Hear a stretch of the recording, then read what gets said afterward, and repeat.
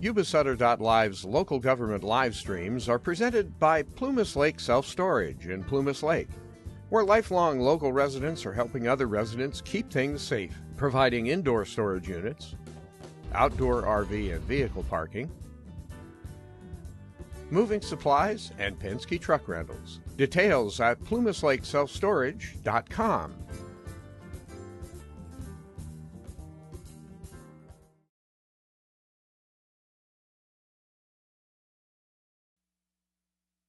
We thank you for this time, this beautiful day, this beautiful weather, and we're reminded during the holiday season that you sent your Son to be with us.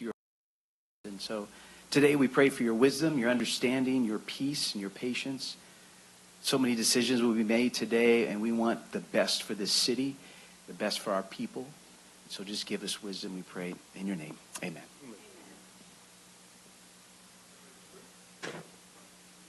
Pledge allegiance to the flag of the United States of America, and to the republic for which it stands, one nation, under God, indivisible, with liberty and justice for all.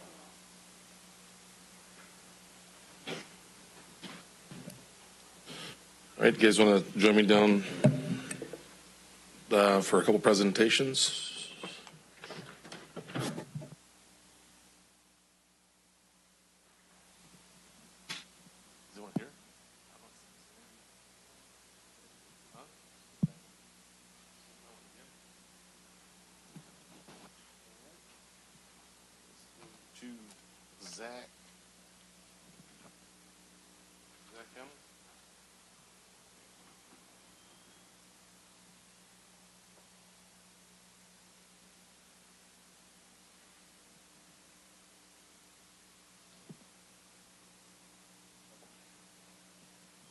Gentlemen, we have a proclamation we'd like to present to Zach Hamill today for National First Responders Day.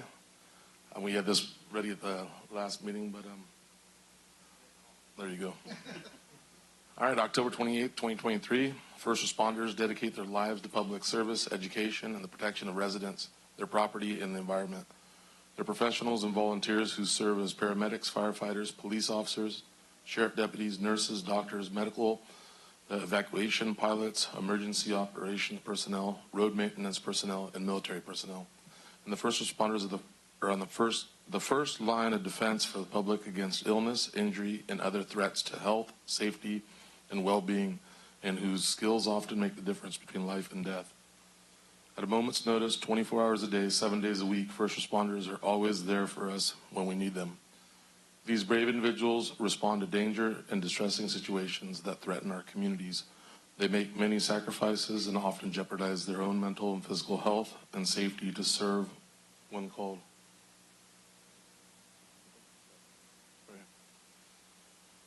We honor and recognize the services, the dedication, and commitment of first responders. Now, therefore, be it proclaimed, the Sutter County Board of Supervisors do hereby recognize October 28th, 2023 as National First Responders Day, and we thank you for your courage and selfless sacrifice.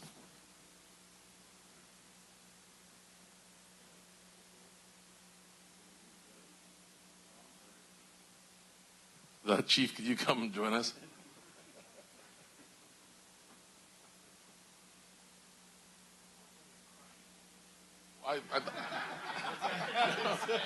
I had it down to do two presentations. I didn't know right? I just wanted to repeat the same thing twice. Right? So, sorry. I'm so sorry.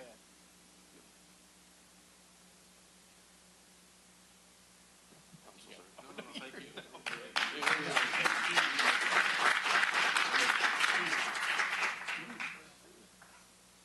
Well, I appreciate the recognition, but it's not just me. It is a team that makes this happen.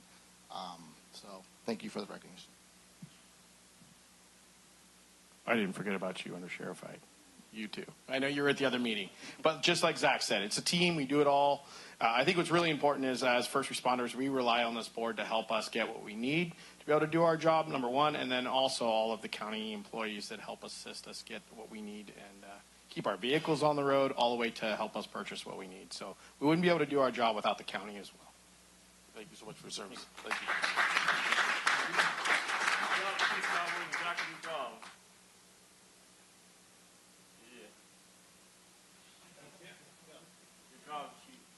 right, Johnny Burke.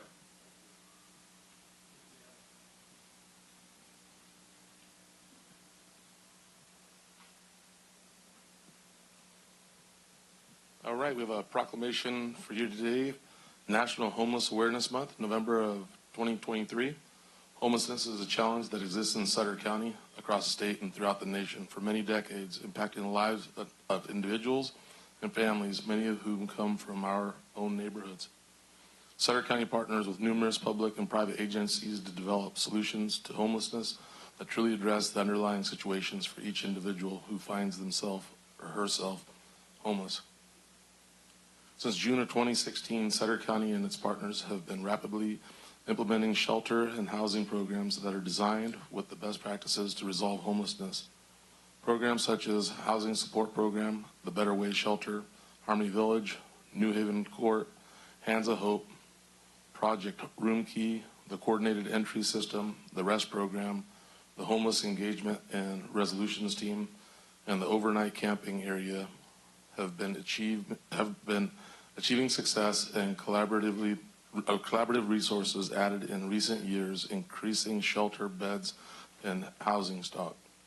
We recognize that many of those living on the streets are people from our own communities who fell onto hard times and endured other difficult situations that carry them into homelessness, and that often takes the strength of a whole community to help them regain hope and independence. It is important to educate the public about many reasons people are homeless, including the shortage of available housing for very low-income residents, and to encourage support for homeless assistance services provided as community service opportunities through mentoring and relationship building. And the people of Sutter County recognize that homelessness continues to be a serious problem for hundreds of individuals and families in the region, and that we as a community cannot stand idle by as long as this struggle continues. Now, therefore, the Sutter County Board of Supervisors hereby joins in recognition of National Homeless Awareness Month and encourages all citizens to be aware that many people do not have housing and need support from residents as well as private and public service entities.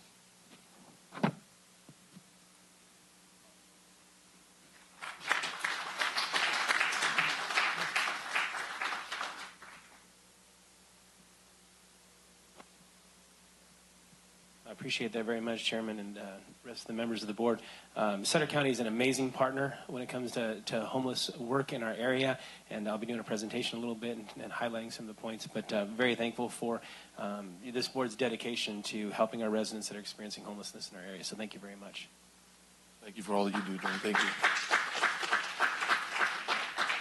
All right, we have Donna. More clerks. Come on.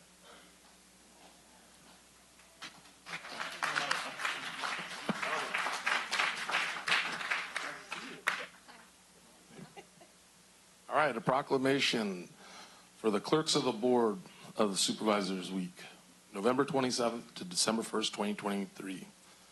California counties provide many services that are essential to the lives of Californians. The position of the clerk of the Board of Supervisors plays an integral role in the function of California county government. The clerk of the boards perform many legally mandated functions that protect and preserve the rights of the citizens to an open and accessible government. The work performed by the clerks of the board is a time-honored and vital part of local government. The clerk's duties of record keeping is revered their work among the earliest recorded on behalf of the public, and clerks have long pledged to maintain their neutrality and impartiality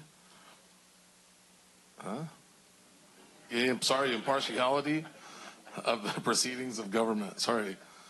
The California Clerk of the Board of Supervisors Association and affiliates of the California State Association of Counties is organized to promote the principles of good government, to represent the interests of the clerks of the board with legislative bodies and other professional organizations, to encourage the development of professional growth and education, and to support the objectives of the regional groups established within the association, and it is most appropriate that we recognize the accomplishments of the clerks of the board across the 58 states of the state of California.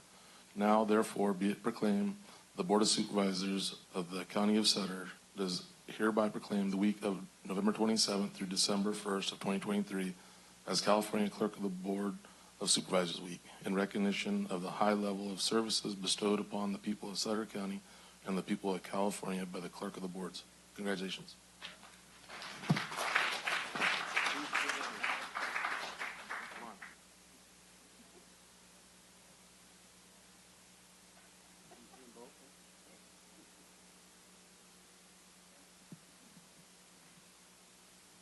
I just want to say that I am so blessed that Gina and Stephanie are in this office and doing this role. This really belongs to them. It doesn't belong to me, it belongs to them.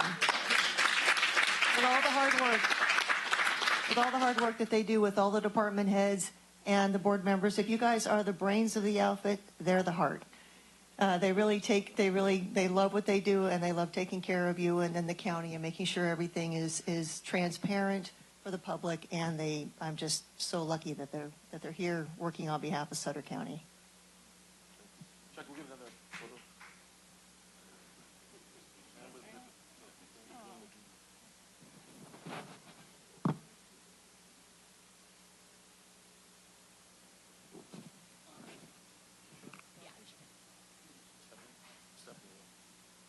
On behalf of Gina and myself, we just want to say thank you. We really appreciate being recognized, and it's great. So thank you very much. Through the chair. We are lucky. We are extremely lucky to have these three and the rest. They do so much throughout the day, throughout the week. Donna always being able to answer my call no matter how late when I have a question about the agenda. Thank you so much. Gina and Stephanie, thanks for helping me walk through the agenda and getting through stuff. It makes our job a lot easier having these two ladies in the office right there. You do so much, and thank you for everything. You guys are rock stars. That's all I got to say. You want to tell them who your favorite supervisor is? Oh, no, I'm just kidding. Well, I'd just like to say they are a blessing to us. Anybody put up with us five, herding us cats around, that's a good tune. Thank you once again for all you do. We really appreciate you. Thank you.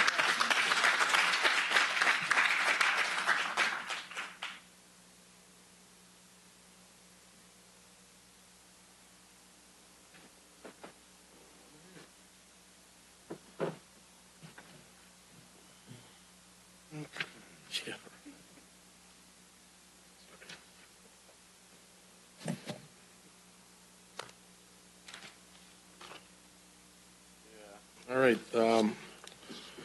Start off with a couple of announcements here. Procedure for public comment. Members of the public will be allowed to address the board during the board's consideration of each agenda item. If you wish to speak on any item appearing on the agenda, please fill out a speaker card noting the number of the agenda item about which you wish to speak and present it to the board clerk. If you wish to speak about more than one item, please fill out a separate card for each item. If you wish to speak under public comment, please note that on the speaker card. When the matter is announced, please approach the speaker's lectern after being recognized by the chair. All right, members of the public will be allowed to address the board of items of interest to the public that are within the subject matter jurisdiction of the Board of Supervisors. State law provides that no discussion or action be taken on any of the items not appearing on the posted agenda. I only see one speaker card. Tony Farley. Yeah, it works. Yeah. Thank you, everybody, for your service. Thank you, Sarah. Thank you, Donna, for your award, and thank you, Gina and Steve, for the award. There's no lawyer in town with no business card here. There's no lawyer there. Thank you for your service. Thank you, Jamie, for your service. Thank you, Leanne, for her service. Thank you, Johnny, the time pastor, future reserve officer, thank you for his service. Thank you, Chief Shawitz, Civil Defense Director Zachary, and Under Sheriff Scott Smallwood. Find out Sean Pavey is now commander, colonel now, commander, Thanks to Scott Underwood, our sheriff, and who robbed the Marines, and Deborah and Steve, Professor Steve, and Neil are down there. Thank you for your service, everybody. Including Carm Baines, thank you for your service, everybody. Thank you. All right, consent calendar. The consent calendar groups together those items which are considered non-controversial or for which prior policy direction has been given to staff and that require only routine action by the board.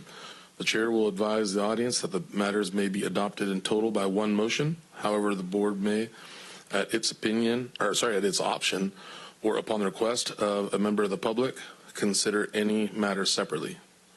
Move to approve 1 through 16. Hold on, those 1 through 17. So you're pulling 17? 17 is a That's not. public hearing.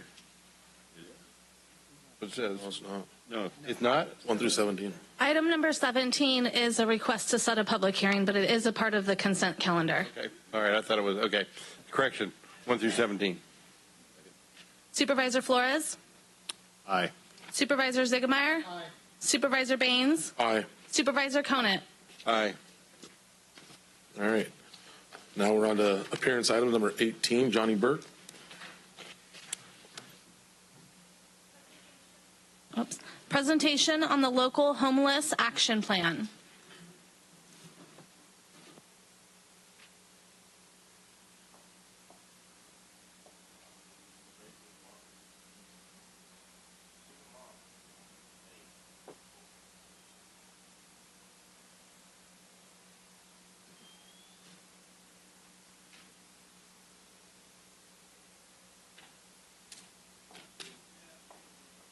Son.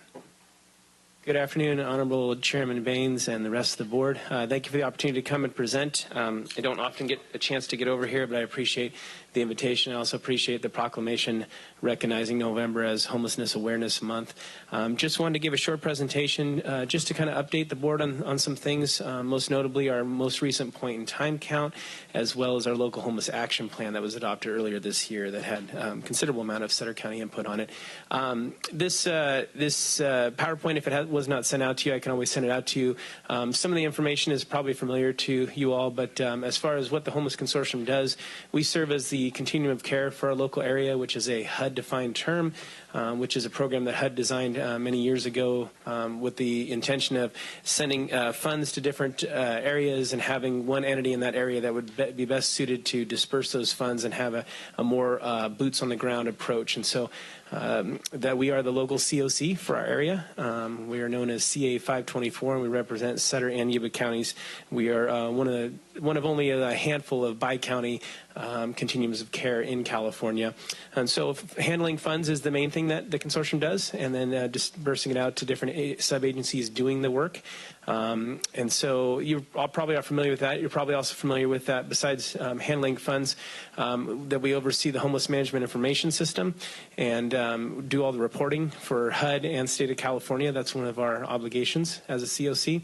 And then we oversee the local coordinated entry system. And so for Sutter County, our coordinated entry location is Hands of Hope over at 909 Spiva Avenue, and we oversee that. While Hands of Hope is a standalone 501c3 that runs it with staffing, we oversee all the different classes that are scheduled there and the entire coordinated entry system with the referrals to shelter and housing through that, which goes through our HMIS system. And then collaboration is a big part of what we do, and I think that you're all very aware of that. The Sutter County Health and Human Services staffing is incredible as far as collaboration and working together to find solutions to solve homelessness in our area, and we love working with them. Coordinated entry, for those that may not know, and the crowd, I know that the supervisor is very aware of this. It's designed to be a one-stop for folks that are experiencing homelessness or at risk of at imminent risk of homelessness. And so basically we have a lot of different agencies doing a lot of work in this area, but if someone is experiencing homelessness and they say, where do I need to go? The answer is Hands of Hope over at 909 Spiva. A person would go over there, present themselves, do an intake, and then they would start to get paired to services, find out if they need some very basic things like an ID, food resources, health resources, and then on to things like case management, sheltering, housing programs, and the like. And so that's how the coordinated entry process works, and it's based on vulnerability. So we have lists of folks that are waiting for shelter and housing, and it's based on vulnerability. So an example I give to folks all the time is that if we have an 18-year-old able-bodied male who comes into our center and we ask him, why did you become homeless? He says, I got in an argument with my parents and I left and now I'm homeless. That individual is not so vulnerable as, say, the 67-year-old woman that we recently had in our system who had one arm. She had COPD and was on oxygen. She was deaf, and so she had all kinds of things going. So obviously she's much more vulnerable. She's going to be paired to shelter and housing much faster than somebody. So that's how the vulnerability, that's the extremes, if you will, of how the vulnerability system works. Like to show this slide, just a sample of partners working with us. You'll see the Sutter County logo represented there, as are all the municipalities, all the different law enforcement agencies in our area, and then all the different agencies, the 501c3 nonprofits and religious organizations that are working together to work on solving homelessness in our area. One of the neat things about our area, and a lot of times we don't get to see it because we're here and we're not elsewhere, is that we have tremendous collaboration in our area. Our coordinated entry system, I would stack up against any other coordinated entry system in the state. We have tremendous collaboration between partners. We don't have people working in silos, and there's a lot of mixed or shared resources that we see in our area that we don't see across the state. And so it's a privilege to work on that. Now, we are under-resourced and underfunded, just like every other spot in California, but at the same time, we have a great base system and a great set of partners. So let's talk about point-in-time count. Point-in-time count is something that's required by Housing and Urban Development. Every 2 years, they require that every continuum of care go out and attempt to count every homeless individual that is either sheltered or unsheltered in the area. And so in January, we went out and did that. This year, what we did was a little bit different than other years in the past. Sorry, I've been sick for a week. I'm a little shaky, so I apologize if I sound like I'm stuttering. I am. So our point-in-time count this year, we, instead of just going out on one day, you get the opportunity with HUD. You get to ask the question, when were they homeless on one specific night? So our night was Sunday, January 21st. But you don't have to ask that question the next day on the 22nd. You can ask it for up to a week after. So what we did this year was something we've never done before. We went out on 3 separate days in both the Yuba and Sutter areas. So on Monday, we went out in the cities. We went to Marysville and Yuba City. And then on Wednesday, we went to Yuba County, if I remember correctly, unincorporated area, and then Thursday was Sutter County unincorporated area. And after that, after we did all this counting and all these surveys and meeting with people, then all day Thursday and Friday, we had separate groups of people that were calling everybody we had on our by name list in our coordinated entry system and our HMI system to find out, say, have you been counted yet? Are you still homeless? If so, can you do a survey with me on the phone right now? And so we had a very comprehensive point in time count. We had over 100 volunteers. We had tremendous support from Sutter County. We did all of our trainings here just down the street at the hall there. We had Sutter County Health and Human Services just made that space available and made sure that all their staff was, and we had tremendous amount of volunteer participation. So we had a very intensive point-in-time count, which I would say is the best one that we've ever done in our area before. And that yielded a total of 963 individuals counted across the 2 counties, 418 in Sutter and 545 in Yuba. In addition, there's a note on there, you'll see precariously housed. When we go out and do these surveys, oftentimes we encounter people that you or I might consider to be homeless, but HUD doesn't. They consider them precariously housed because HUD defines people as homeless as someone who's either staying in a homeless shelter or someone who's unsheltered in a place not meant for human habitation, so basically living outside in their car, in a shed, whatever the case may be. What they don't count is anyone who might be precariously housed, as in if the person scraped up some money and was able to pay for a hotel that night of the count, but normally they're homeless. or maybe they were couch surfing, or maybe there's 3 families living in a 1-bedroom apartment, something like that. And so we encountered a lot of people, another 252 individuals that fall in the precariously housed. So that's not the total number of precariously housed individuals in our bi-county area. That's just the ones that we came across, because there's a lot of precariously housed people who don't access our services, that are scraping and doing whatever they can to scrape by without accessing services. So we always like to add that in to let people know, hey, in addition, there's 963 people we counted in this one little snapshot of time, but there's another 250 people that are basically homeless that just didn't fall in a HUD category for whatever reason on that particular night. So we like to add that in, let folks see that. This is an important chart. Many of you recall, if you were on the board a couple years ago, it looked like we had a gigantic increase in homelessness from 2019 to 2021, because we go out and do our point-in-time counts every 2 years. And in 2021, we had a major COVID surge at the time, and HUD allowed for an exemption where you didn't even have to submit numbers, but if you did want to submit numbers, which we wanted to because we didn't want to put any of our sub-grantees at risk of losing funding, because a lot of the grants that we deal with statutorily require a point-in-time count to be held every 2 years. And even though HUD said, well, that likely will be waived, they couldn't guarantee it. And so we took their exemption, which was to provide an alternative data set. And so they took numbers out of our homeless management information system of active clients that were accessing coordinated entry. So instead of a one-day snapshot, we had a 90-day window of open clients that were accessing services. So from 2019 to 2021, it looks like we went up like almost 50% in homelessness in our area.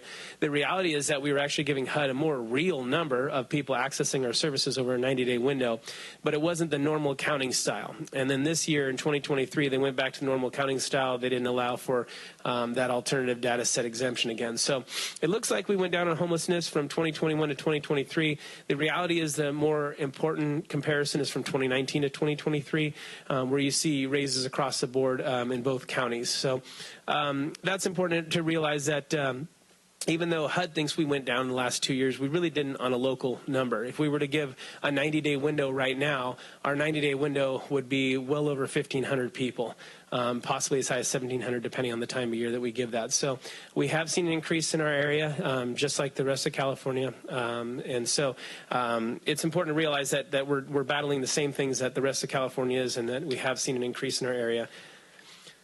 Our problem in persons experiencing homelessness is largely an unsheltered one. So you each have this point-in-time count report there, and you can certainly look at those for any times you want to see numbers. If you have any questions, please let me know. But you'll see that the left-hand side of the screen is sheltered. The right-hand side of the screen is unsheltered.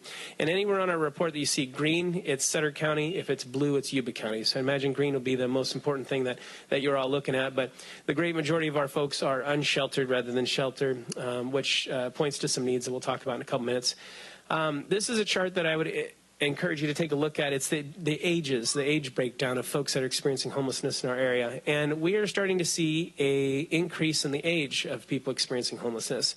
And our fastest growing group is our boomer generation that are our seniors. And so this is not just us. It's actually a nationwide trend. It's kind of an alarming trend because you want to assist people the most in their senior years. And so it's something that everyone's kind of scratching their heads going, what's going on here? Why is this happening? And trying to address it. So I thought I might point that out. There's a lot of statistics in there that you might have questions about, and I'm not going to go through them all right now, but like I said, I'm available anytime. This year, and this might not be as important for this board, but for the cities, there's always been this question in our area of like, well, where are people homeless at? Because HUD really doesn't care about cities. All they care about is counties and continuums of care. So every year when we give numbers, they ask, okay, where were folks? Were they in Sutter County, Yuba County, and that's all they care about. But locally here, the cities typically desire to know, okay, well, do we have homeless in our city or is it outside the city? And basically, it's a city or county issue. And so this year, we added a couple questions to our survey to try and get a better grasp on what the answer is to that. And we asked, what was the city that you became homeless in? And what is the city that you consider to be home? And so you'll see the Sutter County numbers on the bottom charts there in green. The great majority of folks that answered this question named Yuba City as the place that they became homeless at, and Yuba City was the place that they call home, with Live Oak and Sutter having a handful in each category there. Not everyone answered this question, just so everyone knows. We had roughly 300 people who didn't answer this question, and frankly, I don't know why. But when you're doing these surveys, people have the option to not answer any questions. questions, and these 2 questions were the most unanswered of all the questions, which is kind of unusual. But it's for Yuba County, this was particularly important because there's so many cities and towns. It's going to help them to target where they're going to put funding and allocations. For Sutter County, it's a little bit different. It is important to know that folks are becoming homeless in Live Oak and do consider that to be home, and there's even folks out in Sutter. Now, I was asked this before, does this mean the city of Sutter or outside the thing? Well, yes. Is the answer, because we had people, it was a fill in the blank. Where did you become? So people either put Sutter, or they put Live Oak, or they put Yuba City, or they left it blank. And so I don't know for the folks that put Sutter, if they meant Sutter County outside the cities, or if they meant the city of Sutter itself. That's unknown, but it's kind of interesting information, especially from a Yuba City perspective, to see that the great majority of folks in Sutter County that experiencing homelessness are coming out of Yuba City. So that's a point-in-time count, just a quick synopsis of some of the numbers there. And so wanted to just introduce and just mention about our local homeless action plan that was adopted earlier this year. We had a tremendous amount of input from some of the supervisors as well as Health and Human Services to formulate this plan. As part of California's HAP Round 3 funding, which we did a collaborative approach, Yuba County, Sutter County, and this homeless consortium all collaboratively applied for this particular grant that we were all allocated funds for. And part of this particular grant was that you had to have a local homeless action plan.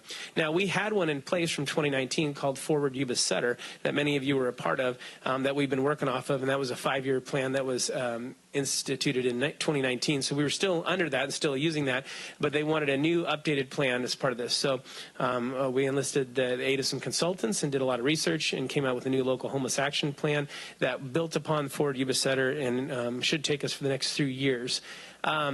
These were the major system gaps and factors contributing to homelessness that we found. The first one was affordable housing. This is not a surprise to anyone, I don't think. It's the number one reason for folks becoming homeless is the lack of availability of being able to afford a place to live in. UCSF just did a huge comprehensive study on all of California, and this was the same result that they had, was that affordable housing was the number one gap for folks and why they're becoming homeless. Number 2 was homelessness prevention, something that we haven't done very strongly in our area for a long time, mostly because not a lot of funding sources supported it, but also because when you look at the homelessness continuum, if you will, if I was to put up like a continuum for you, I would say that there was an entry point where folks become homeless, then you have an exit port where they become housed, and in between is all the different things like case management, day center service, shelters, and all those things. And so for years we focused the majority of our funding on those center services and getting people into housing, but we haven't really tried to close that door, which is what we call prevention. And so that's definitely been a gap in our area. We haven't had a lot of funds available. There's becoming more and more funds available in the last couple of years, and so our goal is to close the door on that. I will say that we have a couple of hurdles when it comes to prevention. The first one is some things we can work on and address, and some things we can't. Typically, our top 3 reasons for people becoming homelessness in our area. Number 1, historically, has been unable to pay rent or mortgage. It's the most simple reason to be homeless. I can't afford to live somewhere. Number 2 has been unemployment or loss of job, which really pairs with number 1. If you don't have any funds, you can't afford to live anywhere. Number 3 is varied. Sometimes it's been substance abuse. Sometimes it's been fleeing domestic violence. It really varies over historically.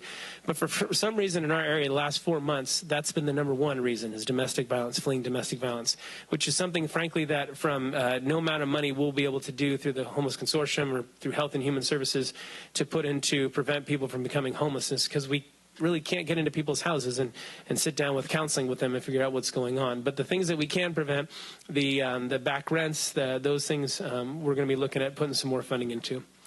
Interim shelter, I showed you that the slide earlier with the majority of folks that are homeless in our area are unsheltered, so that points to a need for more beds. Physical and mental health services, although we have strong services through Sutter Yuba Behavioral Health and Sutter County Health and Human Services. We just need more services available for people with quicker access. And one of the things, I'll mention it when we get down to the end there, is a need for medical recuperative care too. That's a significant need, and I'll talk a little bit about that at the end. And the last thing is community engagement was a gap that is something that we really haven't done well over time.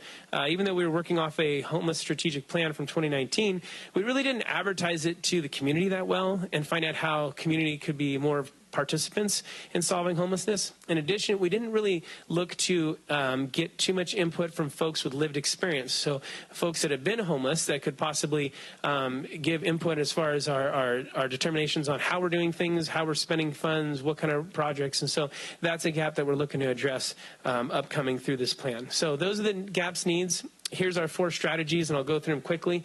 You do have a copy of the local homeless action plan there. Just encourage you to check it out and give me a holler if you have any questions about it. First one, strategy A, homeless prevention. We're going to try and close that door as much as possible for people becoming homeless. If we can close that door and there's less people that are in that center part, we have less folks to focus on, and hopefully that will make a big change. And so that's our first strategy. Number 2, shelter and housing support.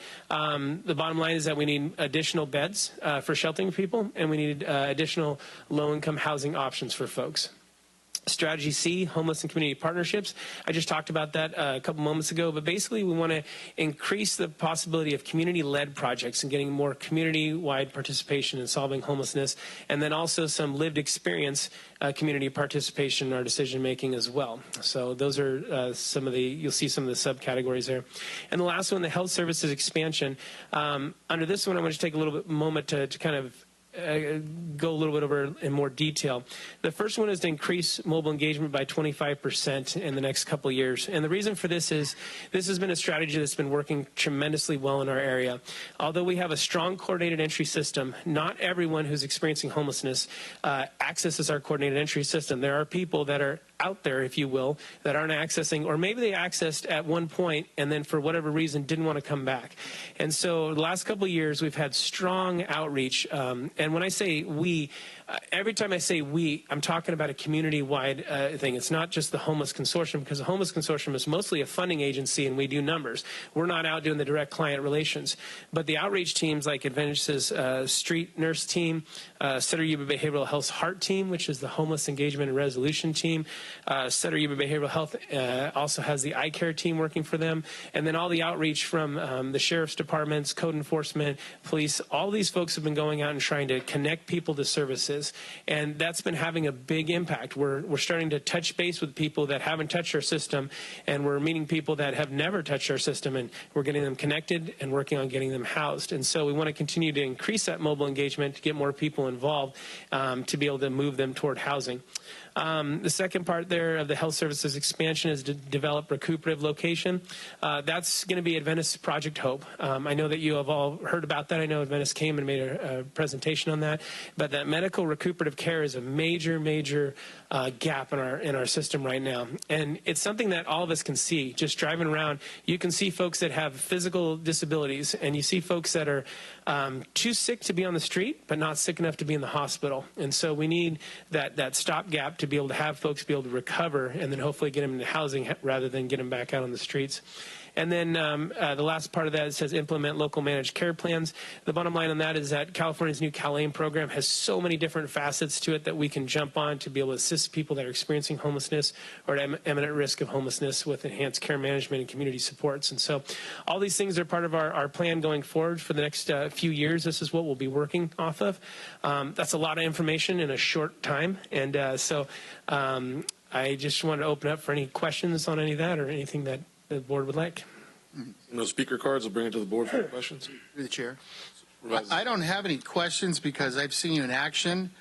And when you look at the passion that Johnny has, and it's not just Johnny, it's Sarah and the rest of the staff that we have here, is unbelievable. It truly is. I mean, he's out there on the weekends and the evenings. I've seen him emceeing events, his whole family running events and so forth. We're lucky. And that's what makes a difference. It's not numbers, it's people. It's the people that make a difference. And we're lucky to have the right people doing what they do and volunteering. Thank you. Thank you very much, because I guarantee you he doesn't get a pat on the back very often for what he does. A pat on the back for your family as well, your wife and your kids, because they do the same thing right there, and he leads by example. We're lucky to have individuals like this and you all in the crowd. That's awesome. Good job. Thank you, Supervisor. Supervisor Conant. Through the chair. So, Johnny, first of all, I'd like to thank you for your service for our community. You've done a tremendous job. I think we all know that housing is the cost of housing is the number one issue facing and escalating prices in housing. How do we get past that? You got some plans for that? So that's the big question right there. How we get past that is that, boy, I got a lot of answers floating around. Let me try and we need more community participation. That when different pieces of land are proposed as a low-income housing, that we have neighbors willing to support it, saying, I want to help out my neighbors in getting housed, and I'm not afraid to have a low-income housing project in my area. And I would really encourage folks to look at some of the low-income housing projects that have been developed in the last few years, both in Sutter and Yuba County, because they're beautiful. They're really good-looking things. Your board, as well as the councils, don't approve things that don't look pretty anymore. We don't have just like the projects that you think about from Michigan or something like Detroit, like these big cement buildings that just look like jails. We have beautiful new buildings, and so if we get a little more community participation in supporting those, I think that would be very helpful. And then we continue to need to have more grants to come in to allow us to do different things to offset the costs that there can be in affordable costs. One of the things that we find when we do our regional report monthly is that we ask folks if they have an income when they come into our services. For folks that have households without children, so it could be a single or a couple, but basically a family unit that doesn't have children, only about 50% of them have income. And of that 50%, it usually averages right now about somewhere between $600 and $800 a month, depending on the month. And so $600 to $800 a month doesn't do anything anymore. The cheapest, I just had somebody call me the other day. They were really excited about a program they offered. They bought a bunch of duplexes over in Linda, and they were going to be subleasing them out. Each duplex had 2 bedrooms, and they were going to put 2 beds in each room. And so there'd be 4 people in each unit, and each person would pay $700 a month.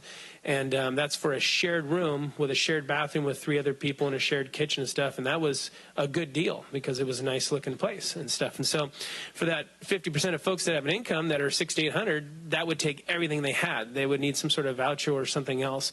So we need to continue to be able to bring in grants to be able to purchase lands, and that groups that are putting together things like regional housing, Habitat for Humanity, Mercy Housing, folks like that can be able to build things to be able to provide for folks.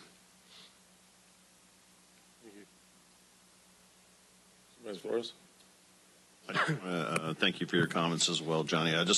I guess the frustration we run into all the time is that we just keep shoveling more money in and we're not getting the results. And then we hear that housing first is the solution.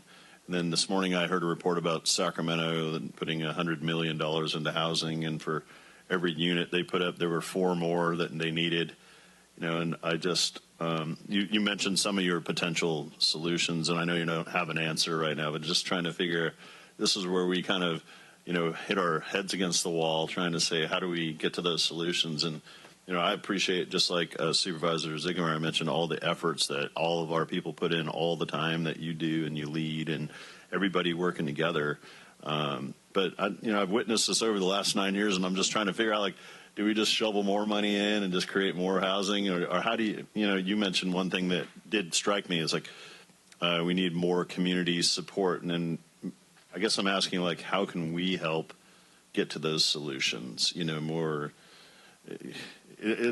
I know it boggles the mind because nobody in here can solve it. And if we did, it would be amazing, right? But it seems like we have to somehow get to that point. And I was in the Marysville City Council and heard your presentation the other night as well, but a question that Councilman Bells asked, I thought was kind of critical too. Is when do the individuals who are unhoused become accountable for the behaviors, or how do we help solve their substance abuse issues, and how do we support them in solving their mental illness issues better too? What can we do that's better, that doesn't cost so much money? Is here's the only housing I don't think it feels like housing's not the only solution. And witnessing what happened in Sacramento, it just doesn't feel like it's working, unless it's just more has to go in. But sure.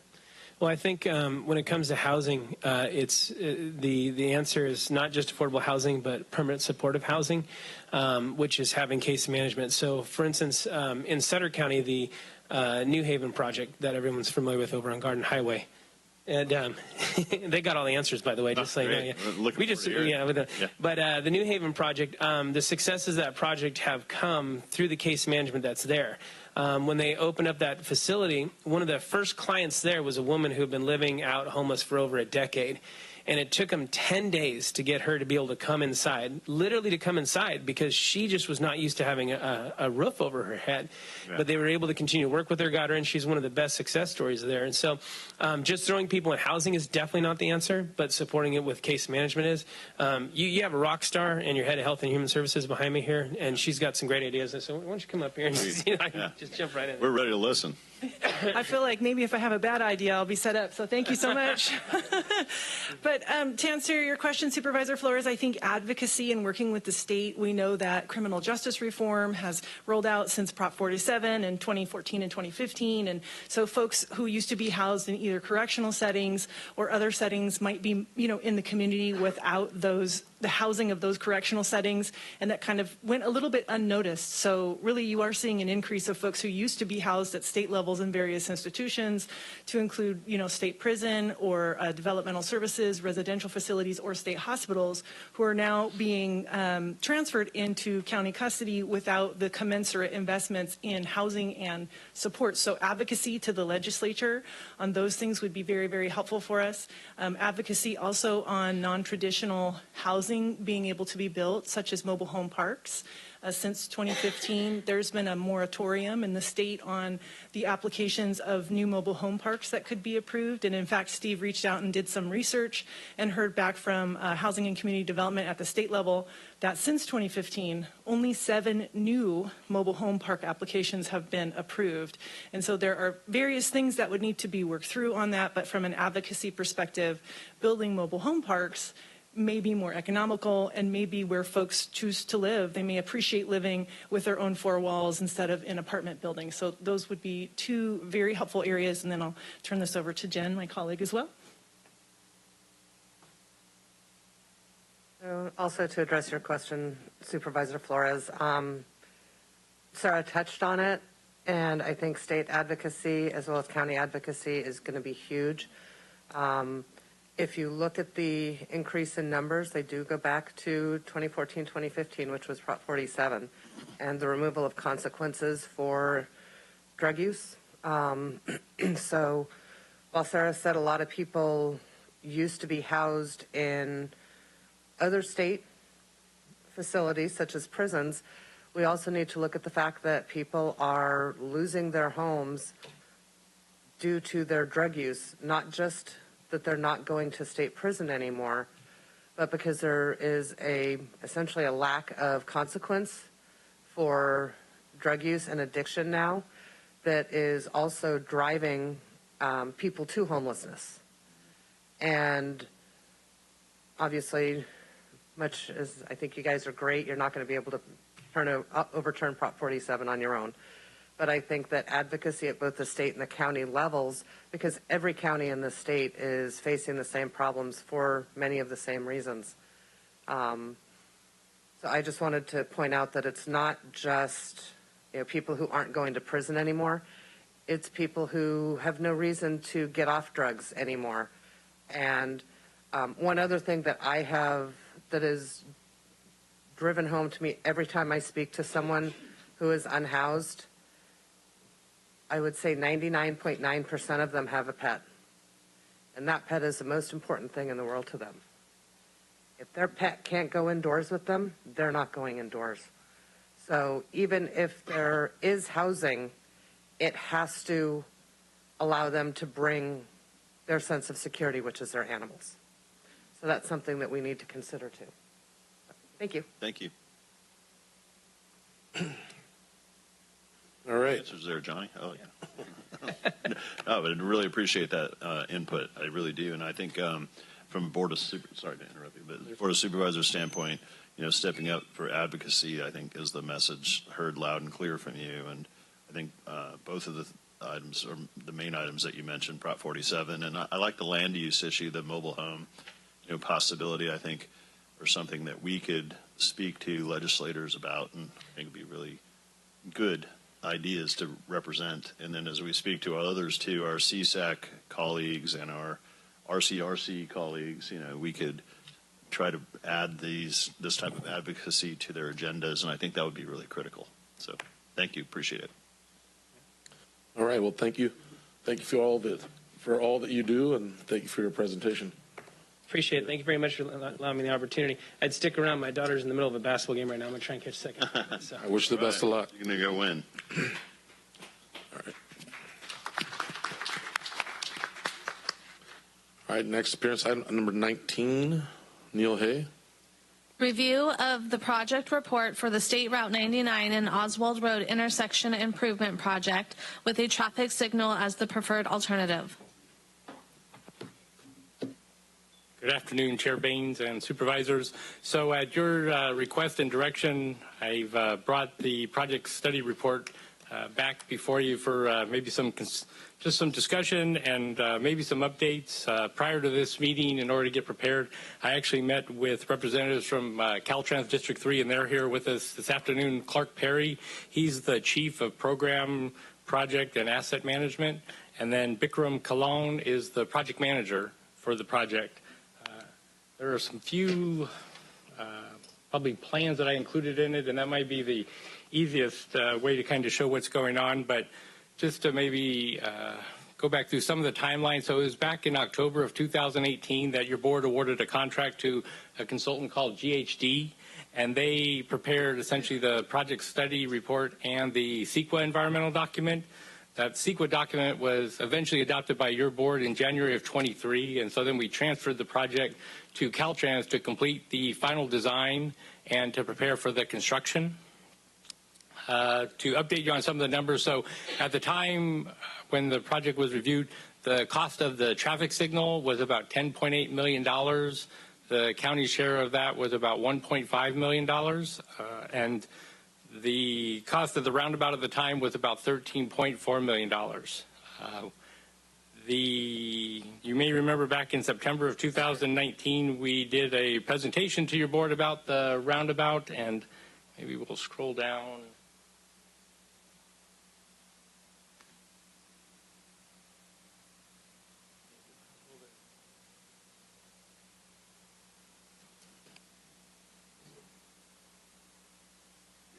So this is just to kind of remind what the roundabout looked about. So this is to the right of the screen is northward. So to the south of it is Oswald going eastward. And so the roundabout was going to be a two-lane roundabout that essentially had in both northbound and southbound directions kind of those dog-legged curves in order to slow down traffic. I think there was a lot of public confusion as maybe they thought people were just going to be driving straight through the intersection and then, come in at 60, 70 miles an hour, and it would cause, problems with the roundabout. But the modern design principles of a roundabout have these type of curves in order to slow traffic down to 25. The next design that was was the preferred alternative, and what's been designed is the actual traffic signal.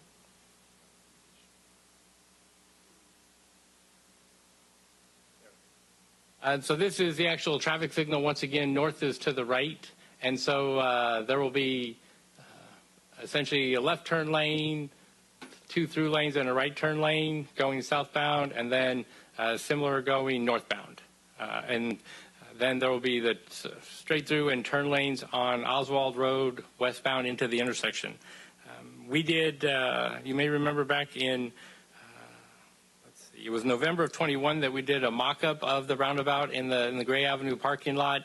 850 Gray Avenue. We had a local trucking firm that donated the time of a couple vehicles to go through the roundabout. The subsequent to that, Caltrans has picked up the design, and they have gotten the project to the point that it will be ready for construction this summer. Potentially June, July is what they're aiming for at this time. They are, in order to address some of the concerns and kind of improve the operation of the signal, they're actually linking the traffic signals here. The lights will be linked to the traffic signals at Berry Road, which is just the one intersection northward. And you may have noticed, if you've driven the segment recently, that they put in some interim improvements. There are some flashing overhead yellow lights in order to alert drivers approaching the intersection until the project moves forward with construction. The staff report includes aspects of the project report, the cost estimates, and certainly these plans. I'd be happy to answer any questions you might have or in dialogue. And like I say, we have some representatives from Caltrans that may help if I'm not able to answer anything in particular. Seeing no speaker cards, I'll bring it back to the board for any questions. No questions, sir. Thank you for the presentation. Through the chair. Supervisor Conant. So on page 640, I like that option better. 640. Page 640 is the overpass. Yes. You missed that one, Neil.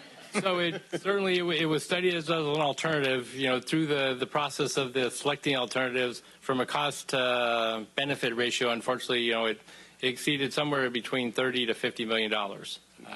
And it would have displaced a fair number of residences along the highway.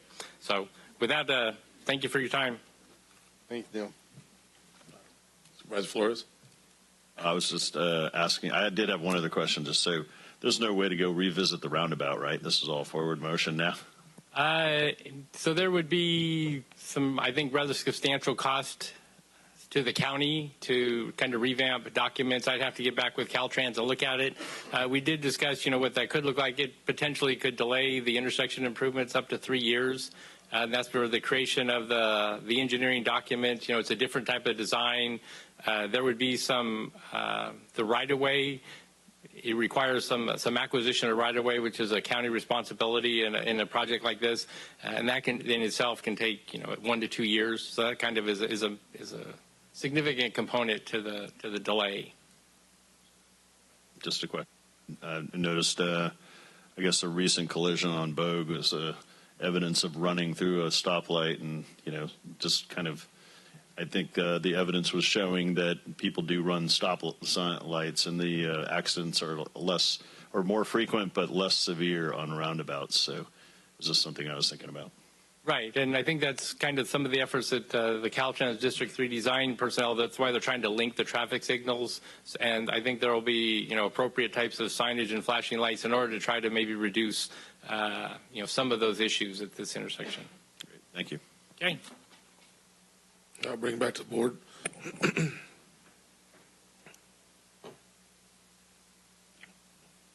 Bring it back to the board for action. Says. To the chair, this was just a review and update. Oh, sorry. So my notes has me no vote. long for a motion. Sorry about that. Thank you for the presentation. Thank you. Oh, yeah. I thought maybe Supervisor Flores wanted to make a motion to reconsider the roundabout. Move on to item 20, Chief Shalowitz. Approval of adjustments to the fiscal year 2023-24 adopted budget, increasing capital asset appropriations by $15,800 in each in the County Service Area C, East Nicholas, and County Service Area D, Pleasant Grove, fire department budgets for quick attack fire engines, offset by cancellation of restricted fund balance in the respective funds. Honorable Chair, board members, first of all, it's great to hear that we're working on that intersection. It's been a troublesome intersection in that section of roadway for many years for the fire department and other first responders. So great to hear that we're addressing that.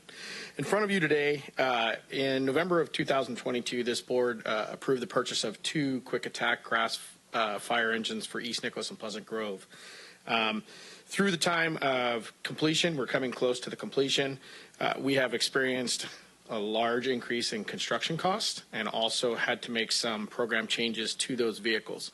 With that being said, in front of you is the changes needed and approval to get the check cut so that we can get those engines purchased. They should be slated to be done here probably before the end of the year. and will be brought in front of the board so you guys can see what you have approved. This action has no effect of general fund, and the only reason that it's coming as a presentation is they just provided this information to me as of very quickly, and we need to get this moving forward so that we can receive the delivery. I have them here for any questions if you have any. Seeing no speaker cards, bring it back to the board.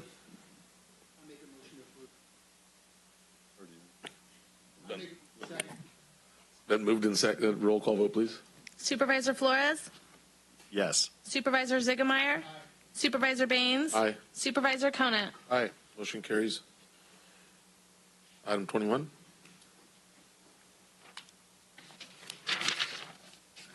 Approval of an amendment to the position allocation schedule for the District Attorney's Office to reallocate one vacant flexibly staffed Deputy District Attorney 2-3 to a flexibly staffed Deputy District Attorney 1-2-3-4, and authorize the District Attorney with the Director of Human Resources and County Administrator's approval to make new appointments of vacant Deputy District Attorney positions at an advanced step up to and including Step 8 for up to 5 well-qualified individuals or until May 28, 2024, whichever occurs first.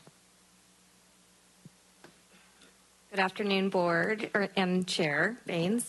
Veronica Baumgardner. I'm a senior analyst in HR, and I'm filling in for Gina today. So, as stated, two items here today. The first one I'm going to discuss is the vacancy rate. So currently we have in the District Attorney's Office a 50% vacancy rate amongst their attorneys. And amongst the 5 that are currently present out of the 10, 4 of them have less than 1 year experience.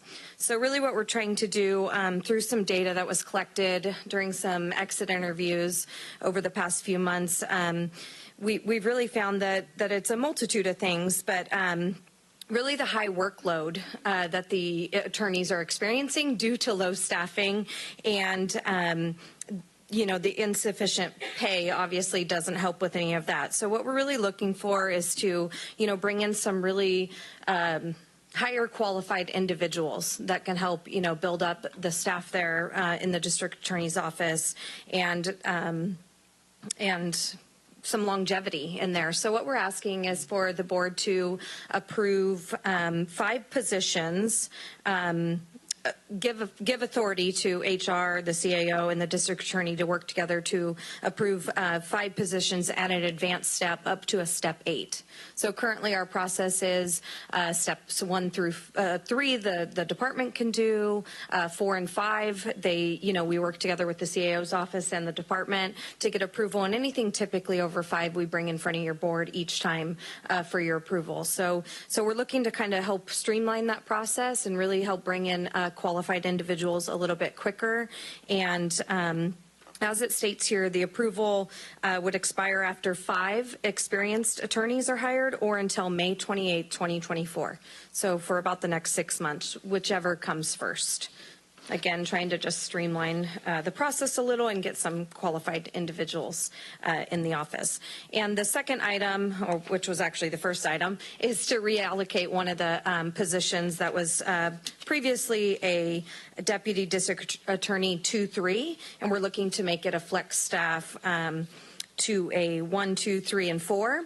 Having the availability to have the flexibly staffed district attorney 4 will really help if we are able to bring somebody into that supervisory position, which again was one of the reasons or some of the data we collected is the lack of experienced people and supervisors in the position to help train our other attorneys. And so I think that would really help Jen's office, to have that supervisory experience to help plan and train others. So any questions, just let me know. Through the chair. Yes, Supervisor Flores. Looking at that 50% vacancy rate, that's huge. So I appreciate your presentation and the proposal. I would like to, however, make a motion to table this decision to the next meeting. And my reasoning is that I haven't had a chance to research it enough myself to make a firm decision. I have a human resource background, and it just kind of something that I'm interested in. And I'd also like to have a meeting with the district attorney herself, if I could, if she would allow it. And, if we could get together, I think that would be a good discussion, just for a deeper understanding. So I would make a motion to table this to the next meeting. And I know it's important. So by the next meeting, for sure, I'll make sure to do my background and research on it. That's fair. Someone want to second that motion? No, through the chair, I just want to speak on the topic. And this goes along with everything, with recruitment, retainment, and public safety. It's number one thing. But I too agree. I support you on this because I know how important it is. But like I said, I'd like to have a sit down with your office as well. And I'm curious, like I said, because there's a lot of moving parts in this, and I do support it. If you're telling me you need this, because this is going to keep our community safer, and it's going to help us to recruit and retain, it's very important. And like I said, I just want to get down to the gist of everything as well. And I'll second your motion. I'm happy to meet with any of you who want to meet. Just one thing to keep in mind is that, as we all know, crime has increased, especially quality of life crimes like trespassing, vandalism, theft, things like that. And so our workload has dramatically increased. Our numbers haven't. So just keep that in mind when you're looking at your analysis. That's part of the reason it's not just the short staffing. It is the huge increase in workload year to year. As a supervisor, we serve as the complaint department as well, which means that literally running through my community 2 weeks ago, I was stopped by an individual couple who happened to have their car broken into that night, along with the other 8 individuals in the community. And then it was a crime spree done throughout the evening through Live Oak and Sutter. And we get those phone calls. We get them, and it's tough. And I couldn't imagine what you go through, especially being the person that's going to help put those bad people away. And that's why we do support you 100%. But like I said, I want to see, I want to see how this is going to help bring everything together and to help put those bad individuals away. So when this is voted on, we can put out something out there to the community that shows what we're doing and how this is going to help in our fight against crime. Because what I'm sick and tired of is seeing individuals do $100,000 of damage at Target and walk out of jail the very next day. I want to see something happen. I'm sick and tired of people calling me up and saying, why did you spend $60,000 of taxpayers' money cleaning up graffiti on Pass Road? I want to see those individuals putting the hammer down, us putting the hammer down against those individuals and letting them go into jail, spending some time or whatever, so they know never to do it again. Get these guys saying, hey, you do drugs in this county, you do some damage, we're not messing around. So if we're going to have those individuals that we're going to hire, and they're going to, we got to start and let them know that, hey, we won't put up with nothing here in the county. All right, thank you. All right, there's been a motion and a second. Roll call vote, please. Supervisor Flores? Aye. Supervisor Ziegemeier? Aye. Supervisor Baines? Aye. Supervisor Conant? Aye. All right, thank you. But through the chair, like I said, if we can get those, and I'm pretty wide open the rest of this week. So I'll come to you and sit down with you, like I said, we could set it up tomorrow or the next day, whenever you'd like. Thank you. Approval of an adjustment to the fiscal year 2023-24 adopted budget, increasing appropriations and revenue by $51,600 to fund one felony crimes deputy public defender contract in the Public Defender Department's budget using Public Safety Realignment 2011 funds, waive the requirement for a request for proposal, and authorization for the county administrator or their designee to sign the contract. Good afternoon, Honorable Chairman, Honorable Board members. Mr. Speaker. Is the mic on? Is it okay? Do you There hear me? you got it. Okay. I've got my hearing aids in so I can hear me. In 2006, I became a felony deputy in the Public Defender's Office in Sutter County. At that time, we had a caseload individually of somewhere between 180 and 200 cases. As of July 31st, 2022, the deputies, the three of them that are working the deputy position for felonies, had 330 cases per individual. That staff has been working at about that level for the last 4 years, anywhere from 260 up to 330, including during the COVID, and especially then. I went to the CCC board and requested them to consider granting the Public Defender's Office under AB 109 funds enough money to add one more felony deputy. The cost for the first 6 months is $51,600. That's for 6 months. The net effect of that for the workload will be the attorneys now are assigned cases 34 weeks a year, 2 weeks at a time, alternating.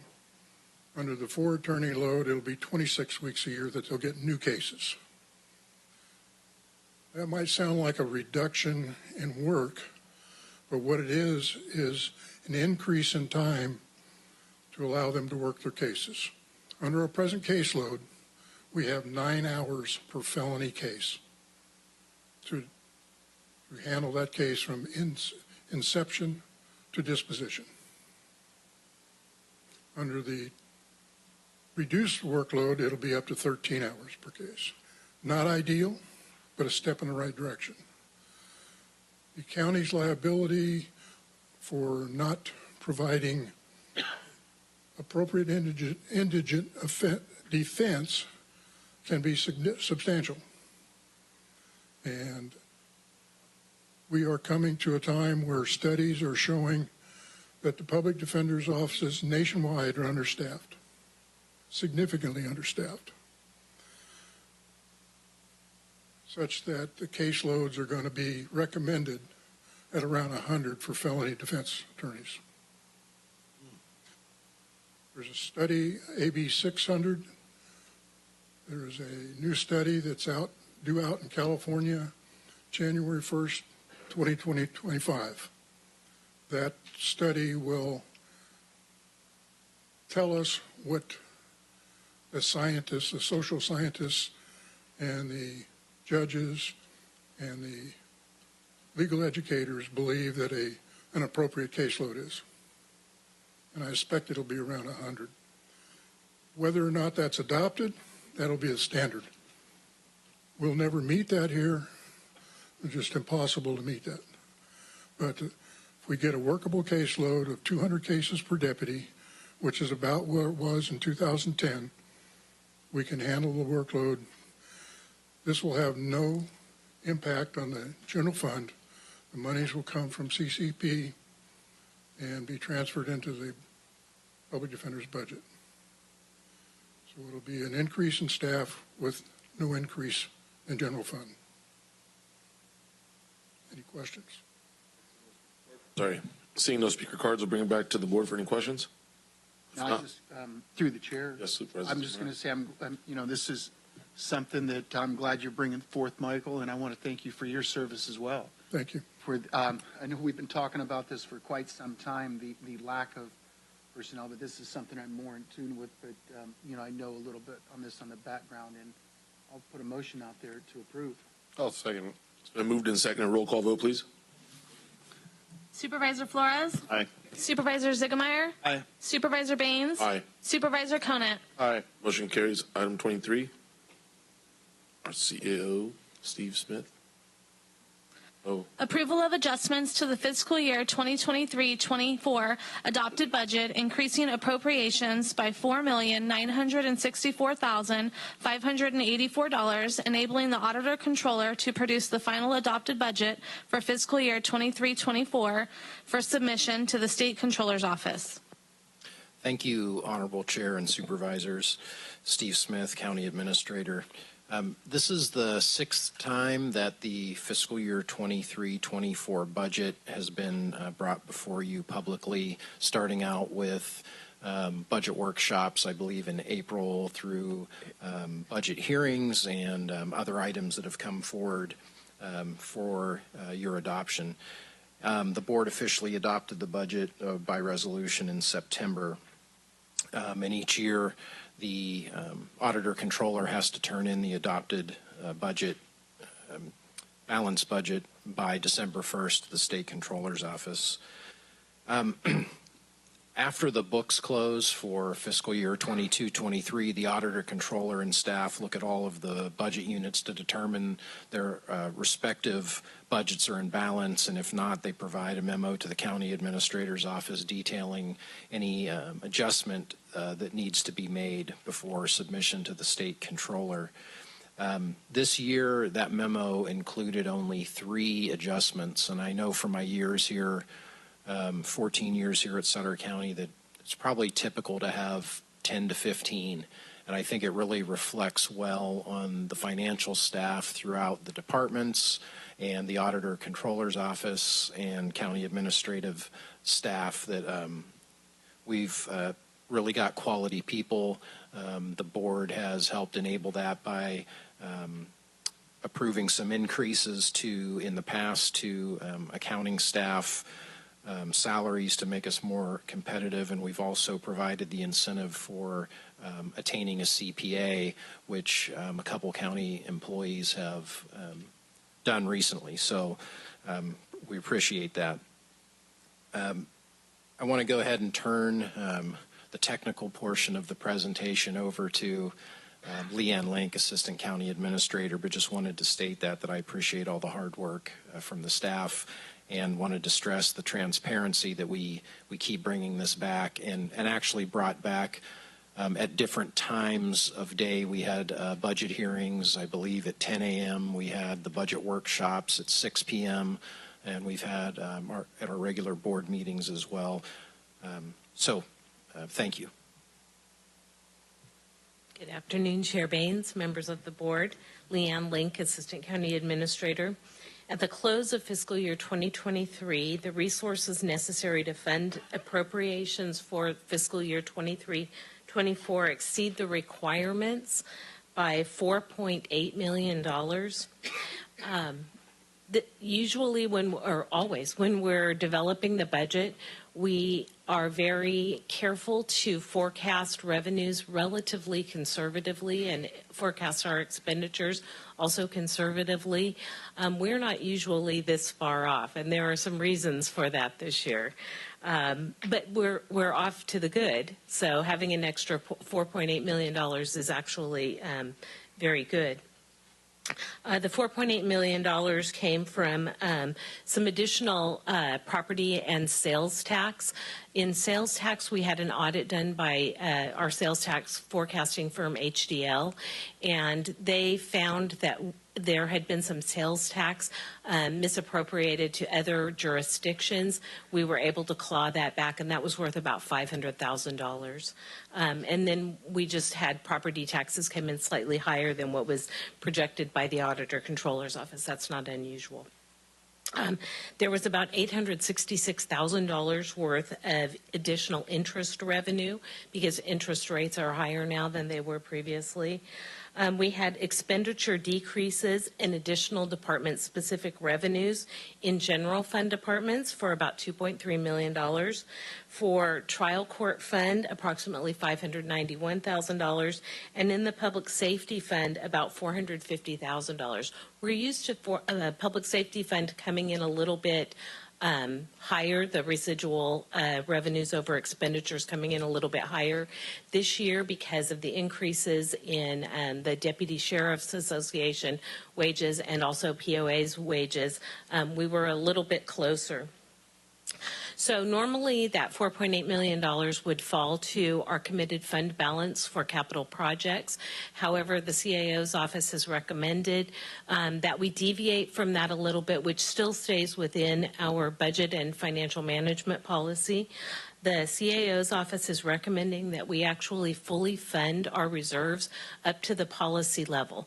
The policy level for our general reserve, which is the more restricted reserve, is 5% of net appropriations, which is our total general fund appropriations minus the increase in the reserves and the contingency.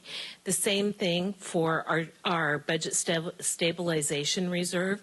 So if those two are respectively increased by $809,906 for the general reserve and $1,909,906 for the budget stabilization reserve, that will bring them both to $4.4 million each, or a total of $8.8 million in reserves in the general fund. To put that into context, just a few years ago, our general reserve was the only reserve we had, and that was $1.1 million, which is simply insufficient for a county government of this size. The remainder of the funds, then, $1,969,657, would go into the capital projects commitment in the fund balance. That's reserved for future capital project expenditures and projects that the board authorizes. That would bring that balance up to close to $3 million, $2.9 million. While the $8.8 million in reserves is approximately 10% of net general fund, it's still about $5 million below the Government Finance Officers Association recommendation, which is 60 days working capital, or about 16.67% of your net general fund expenditures. But at this time, the 10% level is sufficient for us based on our risk, and so we feel that this is a good recommendation for the board. Also, if the board chooses not to increase reserves beyond the 10% level, it relieves us of the ongoing policy appropriation of $1 million for our reserves each year. So it would save us $1 million in our appropriations as we go into budget for 24-25. I really want to thank this board and acknowledge your fiscal leadership. These are goals that you set just a few years ago, and so if we're able to get to these levels, that shows the stewardship that is very important in keeping us stable. Reserves not only float cash flow for us, because remember, with the county, we have a lot of expenditures at the beginning of the year, but our largest revenue source, our largest discretionary revenue source, is property tax, which doesn't start coming in until this time of year. So we have to float a large amount of cash. And just a few years ago, our cash got down as low as about $196,000 in the general fund. And as of today, we have somewhere around $20 million in the general fund. So we are a lot better off financially. But this is, I think it's a good demonstration of how you have prepared us. We will have a recession that comes. We will have revenues go down. And now this gives us the flexibility to, rather than make drastic cuts as soon as we see revenues fall, to be able to ramp into that and to really manage an upcoming recession whenever it should happen. And it will happen at some point. And then finally, while this is really great for us and we're really stable, this does not address the ongoing revenue issue that we have. So our projected expenditures into the future are greater than our projected revenues into the future. So we're going to see ongoing deficits. This board never approves a true deficit. So what we have to do then is scale our services back to match our revenues. We won't borrow. We shouldn't take down our reserves for ongoing expenditures.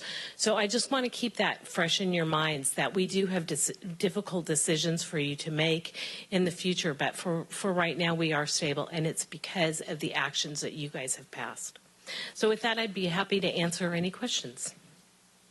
Seeing no speaker cards, I'll bring it back to the board. Through the chair. Supervisor Ziegler. I just want to thank staff most of all, because, you know, this is tough. I can't tell you how many times we're calling these or department heads or anyone in either department and picking their brain, going through the budget numerous times, because, you know, we do have others in the, you know, from the public that will actually take the time to sit down with us and go through the budget, and maybe they see something we didn't see. It's public knowledge. They can look at it anytime they want. But I want to thank those individuals for actually taking the time, because then we can go to Steve Diane or our sheriff or our DA and say, hey, we got a question on this. They get the answers, everyone's happy, and they could see that everyone is doing the same job. At the end of the day, they want what's best for Sutter County. They want to do the best they can with, how should I say this, with doing it with the least amount of, that they can do it so they can get as much done. But hey, thank you. I want to thank my colleagues up here. You know what? Each one of these guys brings something special to the table, and I couldn't do it without you guys. You know, just like we couldn't do it without them. Thank you to everyone. All right. We need to make a motion, yes. Right? Need to approve the recommended action. Is that a motion? Yes. Second. All right, it's been moved and seconded. Roll call vote, please. Supervisor Flores? Aye. Supervisor Ziegemeier? Aye. Supervisor Baines? Aye. Supervisor Conant? Aye. Motion carries. All right, thank you, Leanne. Thank you, Steve. I'd like to thank the entire administrative staff. I just appreciate all that you guys do. All right, moving on to item 24. Follow-ups and reports. No announcements tonight. Thank you. Well, we're going to go into district reports. I would like to make a announcement. For those of you who don't know, I'd like to congratulate our Undersheriff Scott Smallwood once again for being awarded the Second in Command Award. It's a really big deal, and we're proud of you. Congratulations, and thank you for going above and beyond to improve the community relations through innovation, ideas, programs, and relationships building within the county. We really appreciate you. And I'm going to ask if we could actually recognize him, even though he's been recognized by the state association, but if we could actually do something here in a future meeting to bring him before the board. Who wants to go? I'll go. Supervisor Ziegemeier? Okay, I'd like to close in memory of Michael Tatro, who Michael worked here for many years, just passed away recently. I'd like to close in memory of Jody Kaler, who worked throughout the school districts, East SNCC, Alicia Elementary School, and I'm sure most of you want to be on this, Jamie Siller, who passed away, you know, going through that bout with cancer, and went on that hunt of a lifetime just literally days before. But close in memory of him. He was a chiropractor here in town for many, many years. Did a lot. 56. Well known. 56 years old. Yep. 56, very young. Rick Moggenheimer, farmer, farmed actually in your neck of the woods. Great guy. And I'd like to do a plaque for and do a nice thank you to Alan James. Alan, for his many years of coaching the Sutter air rifle team. I believe there's over 40 individuals that have gotten scholarships through numerous schools throughout the United States because of Alan James.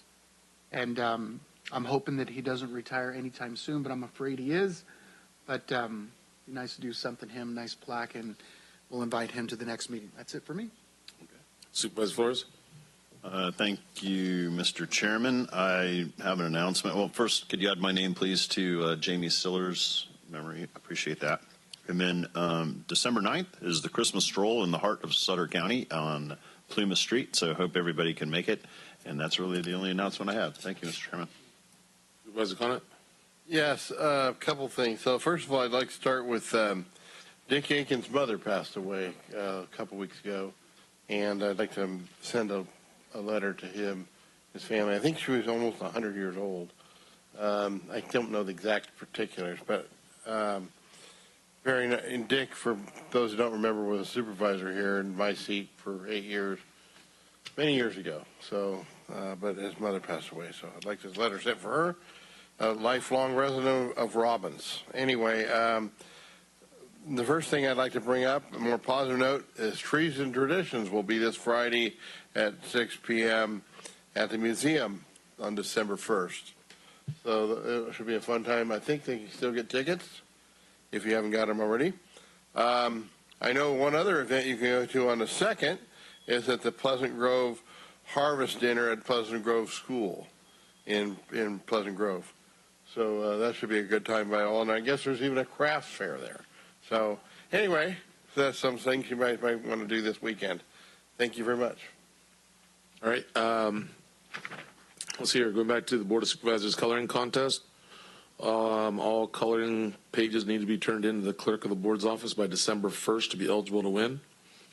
And if they haven't picked up those coloring pages yet, they can be picked up at the Sutter County Library, the clerk recorder's office, the museum, the clerk of the board's office, or they can print them off the county's web page. Again, reminder to everybody, the Trees and Traditions will be taking place this Friday, December 1st at 6 p.m. We also have the Yuba City Christmas Stroll that Mr. Supervisor Flores is referring to on December 9th in downtown Yuba City. And that's all I have right now. We do have another, CEO, you'd like to? Yeah, thank you. I forgot I wanted to announce earlier, because we usually mention the high school sports, the East Nick girls volleyball team ended up making it to the third round or final 8 in the state in the playoffs. East Nick is a school of 300, and their last victory in the playoffs was at Chico High School, a school of 2,000 students, and they went and beat Chico at Chico. I've been told one of the keys to their success is the father of one of the players cheering loudly and taking years off of his life from being nervous in the stands. But I just wanted to mention that, and hopefully I think we're going to have a meeting at East Nick High School in a month or two, so maybe we can present something there. Supervisor Ziegenmeyer had already asked for a plaque, so I think we have approval for that. Yeah, that's great. Agreed. Through the chair. Yes, Supervisor Ziegenmeyer. If we could, I'd like to, if Chair, if you could do something up nice for, we have a few businesses that have moved into Sutter, and I'm more excited about this new business. It just came together. It's Apex Environmental and Engineering. It's really exciting to see a firm like that starting up here in the county, especially in Sutter. We've had the Farmer's Wife Company right there on they've been there well over a year now on California Street, and Cesar Mendoza Electrical on Sutter Street. At Cesar Electric, Mendoza Electric, like I said, it's if you could put something together, we can run it over there and drop it off to them. Thank you very much. Yes. And with that, I'll put a motion to approve. All right. Everything. Second. There's a motion and second. Roll call vote, please. Supervisor Flores? Aye. Supervisor Ziegenmeyer? Aye. Supervisor Baines? Aye. Supervisor Conant? Aye. Okay, now we're going to go into closed sessions. If I could ask the clerk to read the titles of the closed session items. Yes, there are 4 closed sessions scheduled for today. Closed session number 1, conference with labor negotiator Gina Rowland and Veronica Baumgardner, Sutter County Professional Firefighters Association, pursuant to Government Code Section 54957.6. Closed session number 2, conference with legal counsel, anticipated litigation, significant exposure to litigation, Union Pacific Railroad Company unitary property tax, rate letter dated August 30th, 2023, pursuant to subdivision E, section 5 of Government Code section 54956.9.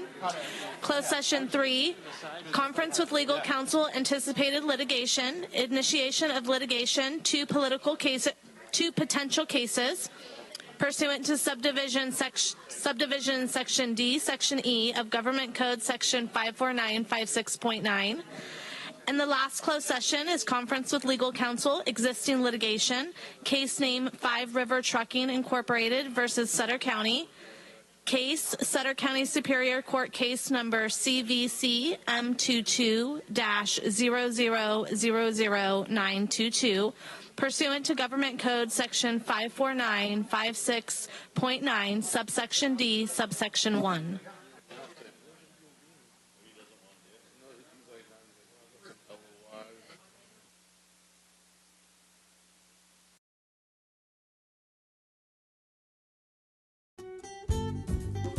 Yuba-Sutter.live's local government live streams are presented by Plumas Lake Self-Storage in Plumas Lake, where lifelong local residents are helping other residents keep things safe, providing indoor storage units, outdoor RV and vehicle parking,